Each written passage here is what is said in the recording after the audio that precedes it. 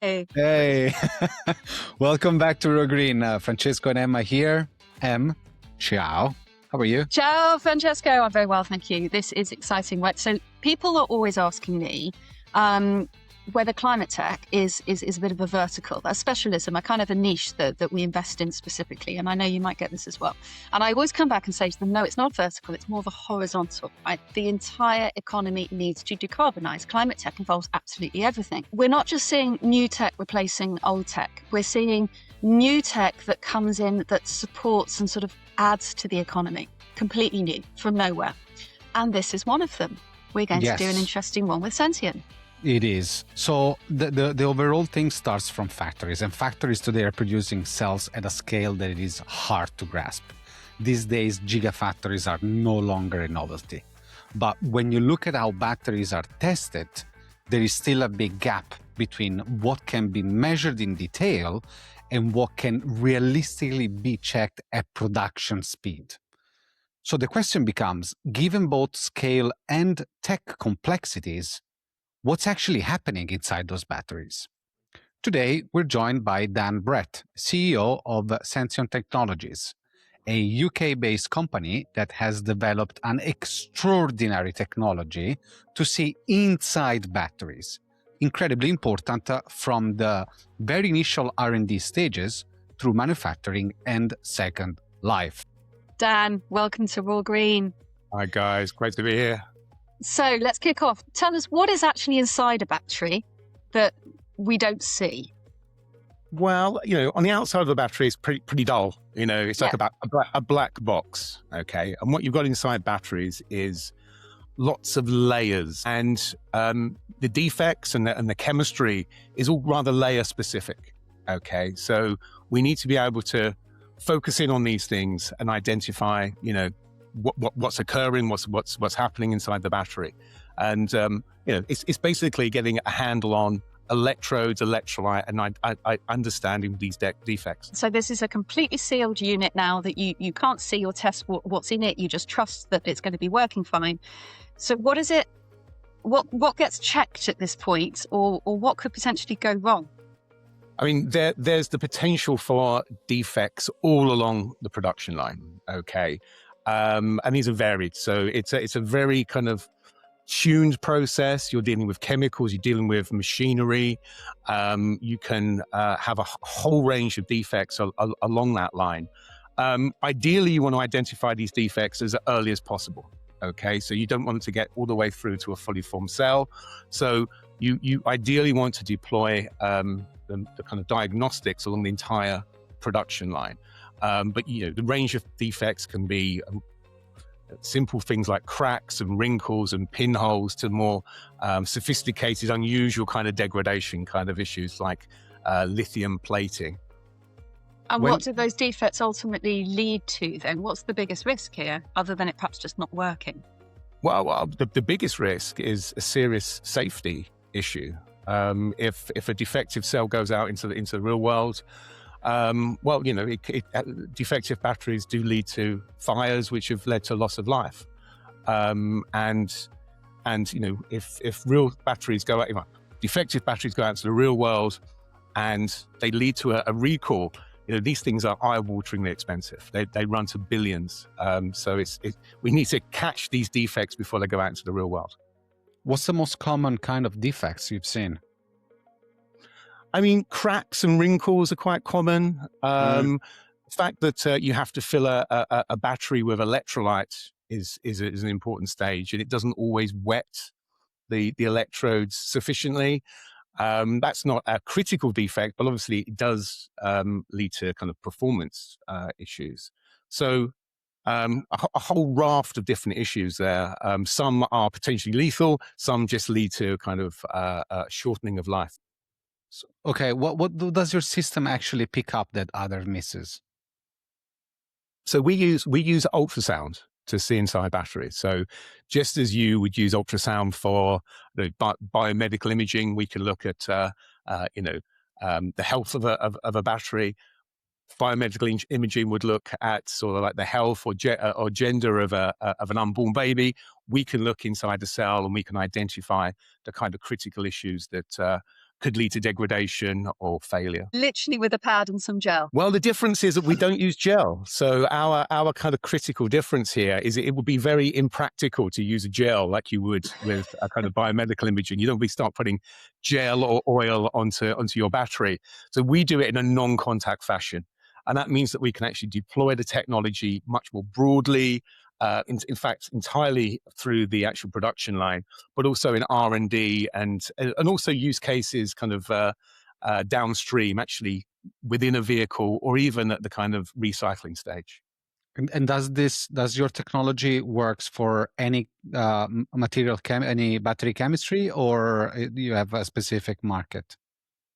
No, I mean, obviously the kind of core lithium-ion is where we focus because of the size of the market, but it will work for any battery technology, provided there's a medium through which the ultrasound can actually travel.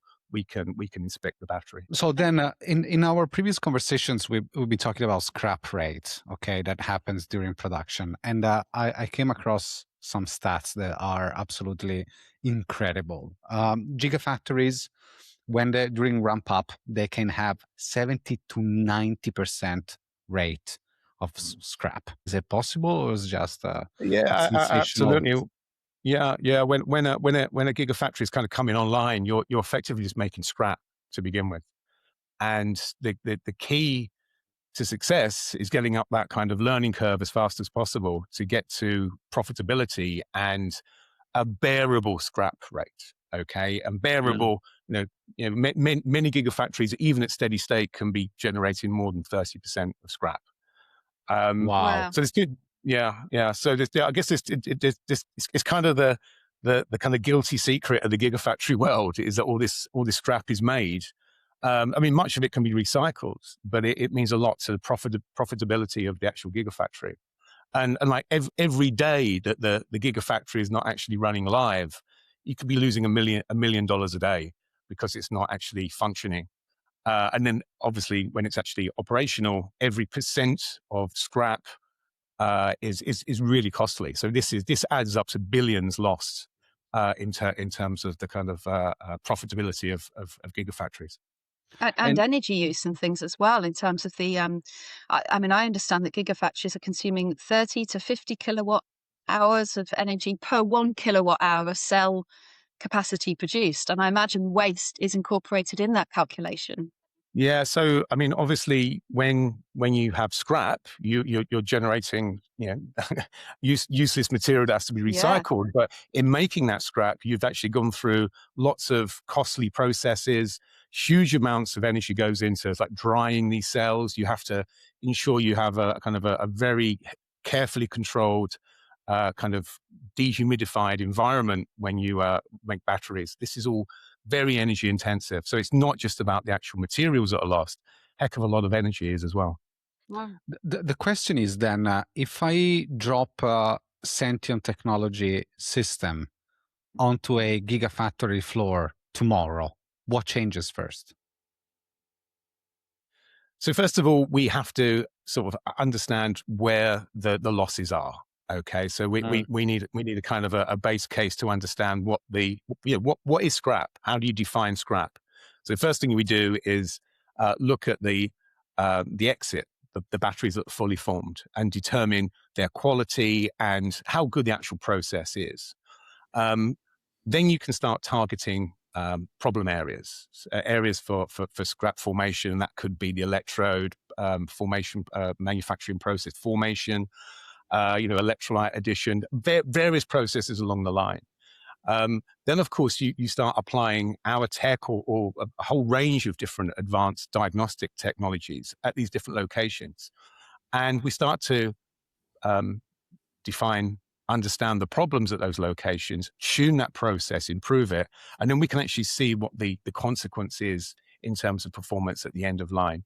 So in terms of determining the impact, obviously we need a kind of a ground truth in understanding what the kind of outcome is. But we can then actually target the various different locations along that production line to see how the tech, whether it's Sention's, ultrasound, or a vast range of other kind of diagnostic techniques, what kind of effect that has. There's another important point to make is it's not just one location. It's almost like you need to kind of make measurements at a range of locations to create a kind of a data cloud. And then you start comparing these locations, correlating this information in order to tune up the overall process.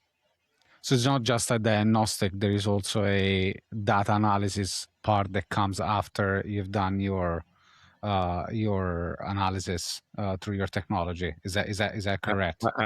Absolutely. So there's the measurement. So the measurement allows us to see inside the battery or inside the component to identify an issue. That generates data, and it's with that data that you then have an impact. You can make decisions, and of course, there's two parts to that. There's the kind of the innovation in making the measurement, which is bespoke to a particular battery, and then there's using the data. And obviously, there's AI and machine learning that we can use to take this huge amount of data that is generated, make sense of it, and then do something practical and useful. Would change anything if we were to place your system early in the factory ramp up? I think the earlier you detect a fault, the more impactful it is.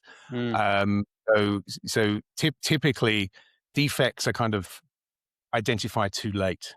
So the more kind of locations for analysis that we can actually put on the line, the earlier we can identify the potential problem and cut it out, or indeed correlate those locations and come up with a more refined understanding of what's happening. So we're concentrating a lot on the new batteries coming up, the gigafactories.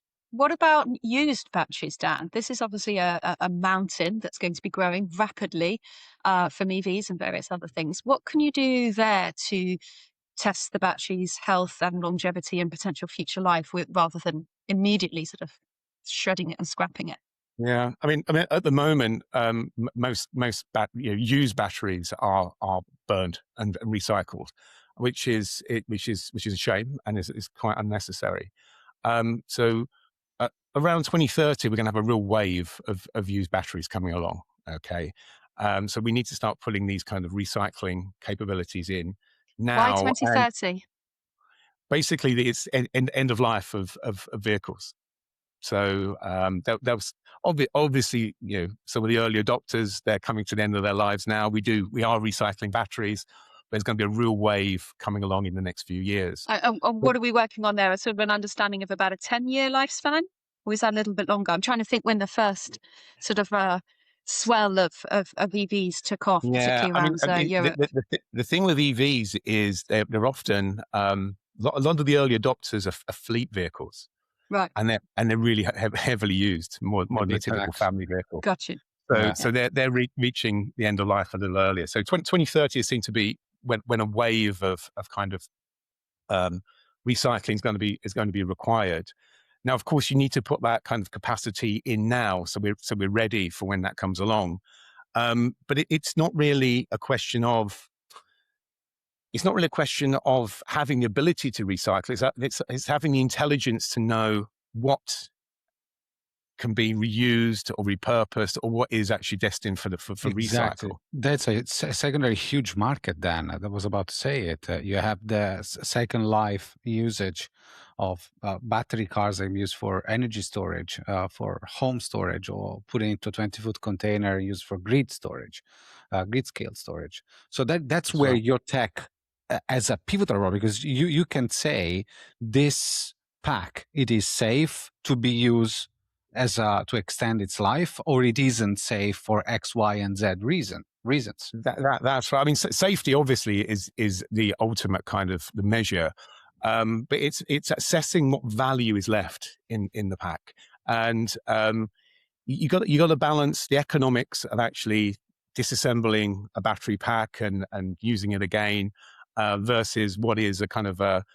constantly lowering cost of new batteries to compare it with. So we need to be able to actually assess the value, the safety, and the practicality of actually recycling the batteries. Okay, and it's got to be done fast. Okay, and cheap. And so ultrasound actually lends itself to this in many ways. It's very, very fast. It is low cost, and it does give you that those key metrics of whether the battery is, well, certainly if whether it's unsafe, but you really want to understand what's called the state of health. So a battery becomes less healthy, if you like, as it works through its life. And towards the end, you need to assess how degraded it is and whether it is actually economically viable to repurpose it or reuse it. I mean, I'm just Franc- thinking about, sorry, Emma, I'm just thinking about the secondary used car sales. Yeah. That now you start to see on secondhand EVs, battery health check with a massive green chop on it that probably is worthless. But how good would it be to be able to have access to a technology like yours that says, okay, the battery health, not just the charging and discharging capacity, but also the health overall of each and every single one cells inside, tells you, okay, this battery has, I don't know, 30,000 miles more run, or I don't know, 100,000 charge discharge cycles, whatever it is going to be. Yeah. It's huge for the consumers, huge value. Yeah. I mean, the thing with batteries is they don't tell you very much. You know, they've got two terminals. You make a voltage measurement, you measure current, maybe you've got temperature. These don't tell you very much at all. You really need to be able to kind of monitor its entire life. You can use algorithms to infer kind of degradation. But, you know, that voltage is just a kind of a thermodynamic average of the battery's health. It tells you nothing about the internal structure, whether it's delaminated, whether nasty things are going on. But the ultrasound can actually see inside the cells and give that information. The challenge is obviously seeing inside a large, fully kind of deployed battery in a vehicle. Now, we can put our technology on board. It's very difficult to look at every single cell, but you can use certain cells as indicators of an entire pack's degradation. But at the moment, the voltage measurement really leaves a lot to be desired. It's we need those internal structural information to be really sure of what you have. This is what I want to just stay on the secondhand market and that reuse piece just for a second, Dan. Do you see anything changing in the landscape here in terms of regulation, any kind of measurements? I'm thinking of sort of labeling or some sort of health check, as you say, that could be more of an industry language that you can all talk to each other about with regards to what the secondhand and Very good ongoing point. life of these matches could be. Any Sure. change there that you see? I mean, there is regulation. There are lots of checks, but it's not so standardized globally. There is something called a battery passport. So the idea that every battery at kind of at birth, you know, it gets its kind of birth certificate, and then it has a kind of passport throughout its life. So you know when the materials have come from, how it's been used, and so forth. So that's the important thing, because it gives you information about end of life, where it's been, how it's been used, and so forth. One of the interesting places is not so much actually the EV market, but like secondhand batteries being bought and sold on kind of eBay or open markets. You know, people are buying batteries, putting them in things like electric scooters, and they're resulting in quite like sometimes lethal incidents.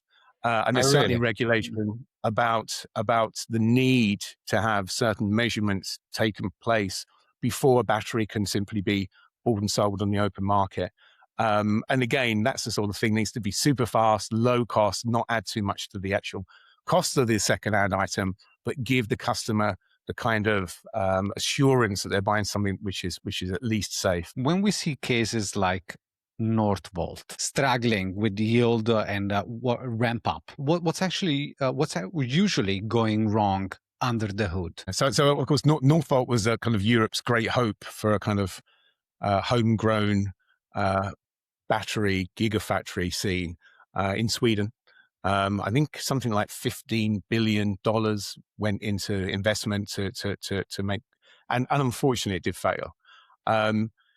I think that there are a few things to learn from that. I mean, they were very ambitious, probably maybe bit off more than they could chew. They tried to absorb the entire kind of battery value chain, which ultimately is the right thing to do. But it's very difficult to come up with a high-performing gigafactory as well as claiming the entire ecosystem. Although certainly that is the ultimate goal. Really, ultimately, they weren't making batteries that required standard and quality, and obviously, customers are not going to suffer that. While they were European based, they were still relying on machinery and people to a large extent from the Far East, and so I think there's the kind of the lessons learned there are is this is really difficult to do, and you don't just need the tech and the machinery, you also need the people. Okay, and ideally, if those people are trained locally, communication barriers are lower, and it's just far more efficient and effective to do things that way. Just regulations, yeah, massively different. Absolutely. Absolutely. Yeah. Of course. Yeah. So there's a huge movement. Obviously, there's no denying that 70% or something of batteries are made in China, but there's an intent to bring things back to the Western Europe. It's intent to build some gigafactories for batteries here in the UK. I read that there's going to be 5 to 6 large-scale gigafactories are going to be needed by around 2030, rising to 10 in 2040, something from the Faraday Institute. So with those kind of jobs and that kind of new market opportunity opening up, where do you see the bottlenecks? What's going to be hard for the UK to do this? Well, I mean, the thing is, I mean, globally, there's more than enough gigafactories. Okay, there's actually an oversupply of batteries, but it's where they are. Yes. Okay. So these, the China. But they're all in China. They're all in China. They're all in Right. China. 80% or something like that are in Yeah. China. And it's not just that the actual gigafactories in China, the actual whole supply chain is kind of controlled by China. So obviously there are lots of plans for gigafactories to be built in the UK and certainly in Europe.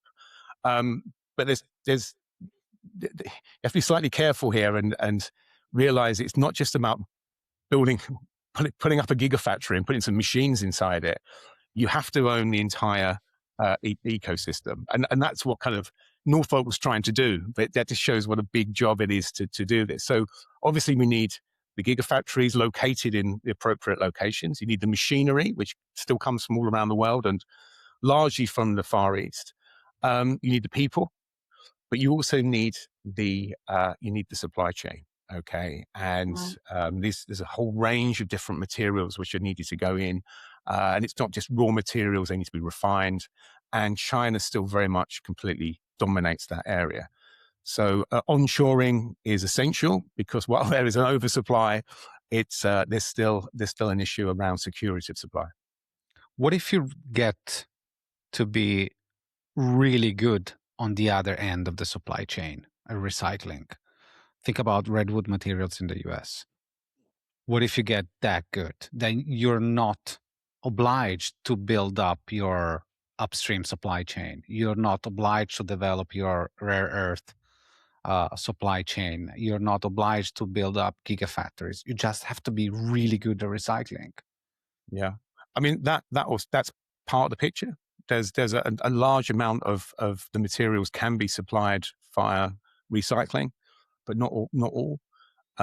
So we certainly need the recycling capability, and the location of that recycling capability needs to be considered alongside the location of the gigafactories and the manufacturing base. But you still need the kind of first run of supply. But if you get the recycling right, it will make up a lot of that deficit that we have currently in the supply chain. It's really ringing true what you're saying about the supply chain issues, actually. And we know that China was buying up half of Africa and South America, developing economies with regards to their land rights for the supply chain issues for exactly this moment. And now what we see with happening in Iran and the pressure that everybody's wanting to install their own solar PV and batteries here at home to sort of take ourselves off the dependency of oil and gas is starting to really pinch for that very reason, as you've just said, Dan. So maybe the restriction on our supply chain is the necessary innovation that's going to happen in the second hand. And do you think that something like Sentience technology that helps us, understands how we can reduce raw material wastage and how we can potentially prolong the life of the batteries and things that we have in different sites. Do you think Sention's got a part to play in the UK's supply chain here? Absolutely. So first of all, in the actual kind of development of batteries, we're going to make them faster. So that means we need companies to actually understand their tech faster. You get the tech to the market faster, then the impact comes all the sooner. In the actual factory itself, reducing scrap obviously has a big part to play. And then at the end of line, at the end of end of life or end of first life, understanding the value that still resides in the battery is absolutely Yes. key.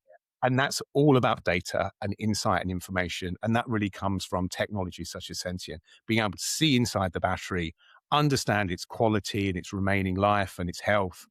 That allows us to make the kind of decision around whether you recycle, reuse, or go to repurposing. Can you give us an example of a project you worked through your technologies that you were able to identify a problem during the production? There's so many. I mean, one of the things which are very sensitive is electrolyte filling. So you can imagine where liquid exists within a battery, the ultrasound passes through it much easier. So we have a very clear understanding of where electrolyte is within that particular stage. There's also a stage called formation. And that's when a battery truly becomes a battery. It's almost like when electricity first goes into the cell and it kind of breathes life into it. And that's a kind of a mysterious process. You don't really know what's going on. It's very interface specific. And we can see inside that and actually monitor that formation process. So that's certainly very, very, very insightful. And then further along the line, we can certainly see kind of gross defects like wrinkles and cracks and the kind of things that lead to these critical recalls. So, very deployable, including electrodes as well. We can actually see electrode morphology, how the electrode dries, if it's cracks and defects there. And then right at the very end of the production line, we can actually look at the fully complete cells, and we can, because we have our machine learning algorithms, we can predict the degradation into the future because we've kind of learned about how that particular battery can degrade and potentially fail. So as the vast majority of battery production and manufacturing is in China, is that your main market? Obviously it's 80% of the market. It's certainly something to target. Obviously doing business in China is a bit more difficult than the rest of the world, but we do actually have a showroom and a safe testing site in China, which gives us access to the kind of technologies that are being developed out there. A lot of the most advanced new kind of tech is coming out of China. And so obviously that's very useful for us to see and analyze. We certainly intend to sell to China, but the complexities of that market means that our first target will be in Europe and North America. I have to ask, Dan, what is your background and why did you come across this problem to ultimately become, the doctor of all battery technology? So my background is as an academic. And so for a long time, I used to specialize in diagnostics for electrochemistry. And so that's not just batteries, that's things like fuel cells and supercapacitors and a whole raft of other technologies. But what we realized was there's a big missing piece around measurement for the kind of what we call the age of electrochemical power. So all these new technologies that are coming out still really are quite old-fashioned when it comes to the level of sophistication in, say, the silicon chip area. Okay, so we knew we needed new technologies, new ways of looking inside batteries, and we set about understanding and creating new technologies such as ultrasound that we went on to actually commercialize. Who's not too happy if your technology becomes widely used? Who are you going to piss off? I would like to say everyone will have a big smiley face if Oh, come on. What it will do is it will potentially allow companies and developers who have been slower to market to get there faster. Okay, so it allows people to catch up. So at the moment, lots of people get stuck in that kind of lab to line place where you kind of have a gee whiz new kind of material, which could be market leading, okay, but tend to fail because they don't have the ability to learn fast and then transition to reliable scaling. And so those kind of companies will catch up much more rapidly with the incumbent companies. So strangely enough, it could be the kind of a hare and tortoise. That we could be doing lots of favors to the tortoise here by allowing them to actually go much faster. But look, what I like a lot it is that it is technology agnostic, that you can work across chemistries. But what about your competitors right now? How it is diagnostic done now? So, I mean, so there's a range of kind of measurements already taking place on the production line, and they range from quite kind of trivial kind of thickness measurements and so forth.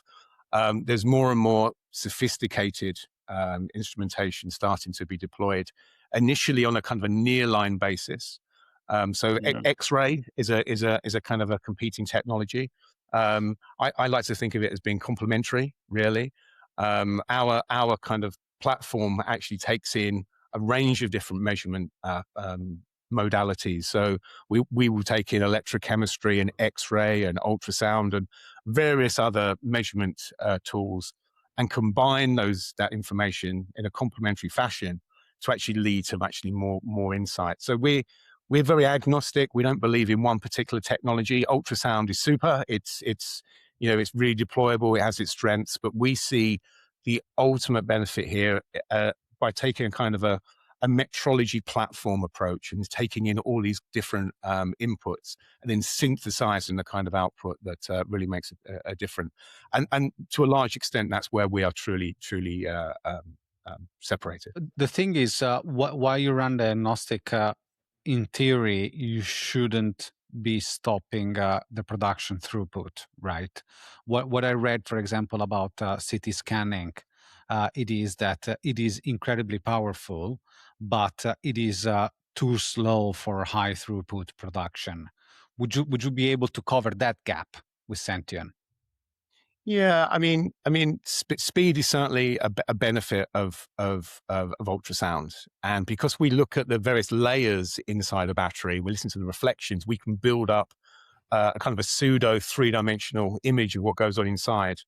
The X-ray power is really in the computed tomography side, where you can build up a three-dimensional image of what goes on inside the cell, and that tends to take longer. There is technology that can do it quite fast with cylindrical cells, which are the smaller kind of format. But when you start going to large cells, some of these kind of blade cells can be as long as your arm. It's much more difficult to get a three-dimensional representation with X-ray, whereas ultrasound can actually do it because it relies on the reflections throughout the that device. But again, I still see complementarity as being the approach here, rather than kind of a VHS versus Betamax kind of approach. It's not one or the other; it's a combination. The reality it is that we're talking about something that gets produced at such a fast rate that must be able to detect defects that are into the micron scale. That is the thing that is mind blowing. We're talking about 10 to 100 microns defects that, like you said earlier, they can generate huge damages. Yeah, absolutely. And it's a horses for courses thing here. I mean, there's a difference between kind of quality control and quality assurance. Yes. Lots of these diagnostic tools are kind of done. They're not constantly monitoring inline. Okay, so lots of the analysis is done in a near-line fashion. So you can take samples off, you can take kind of and make these measurements and then make decisions. And then other things are much more about process monitoring, where you're keeping the process continuous and operating within certain bounds. So there's various different deployments, different speeds, different requirements, different deployments, and ultrasound seems to be one of the most deployable, rapid, and certainly is certainly relatively low cost in terms of how it can be deployed. It is an amazing puzzle because even I mean we're talking about plants producing millions of cells per week. So even if we're talking about a 0.01% defect rate, we're still talking about thousands and thousands of bad cells that can potentially go to the market. Absolutely, and that's not acceptable. Really, it isn't. And I mean, it's often said that it's about reproducibility and understanding the kind of uncertainties in manufacture that are the differentiator between a successful plant and one that fails. And lots of work obviously goes into coming up with the latest gee whiz materials, but Mm, actually it's the conversion into reliability, low yield, obviously capacity and the ability to scale that really makes the difference. But you're right. I mean, the scale of what goes on at the gigafactory is quite remarkable. If you've ever been to one of these places, you're immediately struck by the size. These are real kind of cathedrals of industry. People kind of getting around on bicycles, and it's often said that these gigafactories are producing batteries faster than bullets out of a machine gun. They are yeah. absolutely incredible generators of hardware. Um, so yeah, and you simply have to have kind of parts per billion kind of quality control in order to be have the reliability that's required. I remember seeing a while ago the environmental impact assessment, a summary of the environmental impact assessment of the Tesla Gigafactory in Germany, and all the works that had to be done just for the water supply. And it was absolutely staggering what had to be Yeah, done. yeah. Displacing water from, I don't know, a dozen villages around. It was just incredible. So there is an immense environmental impact. Moving away from the let's say the factory, the macro area, is there a chemistry that you like that you see? Okay, this is what's going to be the next lithium ion. Yeah, it's interesting because if you look at a battery, there's it's quite simple. There's an anode and a cathode, like a negative and a positive electrode. And most of the fancy kind of materials development goes on the positive electrode, the cathode. And for a long time, what you're trying to do here is increase the capacity, the amount of energy that the battery can hold, and that's Yeah, largely a challenge on the positive electrode. At the same time, you obviously need to keep the cost down, and you need to make sure that it lasts long enough. So it's that kind of balancing act between those three different areas. And for a long time, a chemistry called NMC was seen to be mm. the kind of Nickel, way manganese, forward. So cobalt. Yeah, NMC, so that's nickel, manganese, cobalt. yeah, And people were trying to actually kind of put more and more nickel in because it gave you more capacity. But one of the kind of most interesting things which has happened in the industry over recent times is that the kind of the poor relation to NMC is a chemistry called LFP, so lithium-ion phosphate. So this is an older chemistry, if you like. It's has a lower capacity, and it's regarded to be safer because it doesn't kind of hold so much capacity. But it was largely kind of written off. But because there were changes in the way that it could be processed and engineering changes to the way that actual cells are designed, it become much more feasible. And we now see that more than 50% of EV batteries are actually using this old-fashioned LFP chemistry. yeah, So some of the most exciting work is now looking at how we improve LFP, introduce other constituents to it to actually start to even kind of compete even more on a like for like basis with NMC. So I would say that the kind of chemistry that excites me is this kind of relatively old fashioned written off LFP chemistry, which is now dominating the market. yeah. What do you think about solid state? Yeah. Well, I mean, solid state is it's largely seen to be, if you like, the ultimate answer to lithium-ion batteries. The So Graal, solid the state, saying Graal. Yeah, yeah. So I mean, solid state means it uses a solid electrolyte rather than a liquid. And the challenge there is that the electrolyte is a ceramic. Well, there's lots of challenges, but one of them is it's a ceramic. And if you're kind of familiar, if you think of a kind of a kitchen tile, ceramics are quite fragile. And these are very, very, very thin tiles, okay? Okay. And so while there is excellent performance, and we know they work, as soon as you start making that bathroom tile larger and larger, okay, it's more likely to break during manufacture, and therefore, the scaling challenge is largely where, again, it's a manufacturing thing. It's not necessarily a materials challenge. It's actually the materials are kind of solved to a large extent, but manufacturing it and scaling it is still some way to go. Plenty of techs. I mean, this is a story that we heard so many times, right? Plenty of techs that works at lab or pilot stage, sorry. But then when they have to scale up, you have to build up that manufacturing. Yes. And sometimes that's a very physical thing, an actual component of the physicality of what you're trying to do. Never mind a manufacturing challenge. It's just the scale alone is enough to break it. Yeah, fantastic. We have exciting times ahead, and I mean, the president of the United States is doing a massive favor to the entire climate tech industry, involuntarily,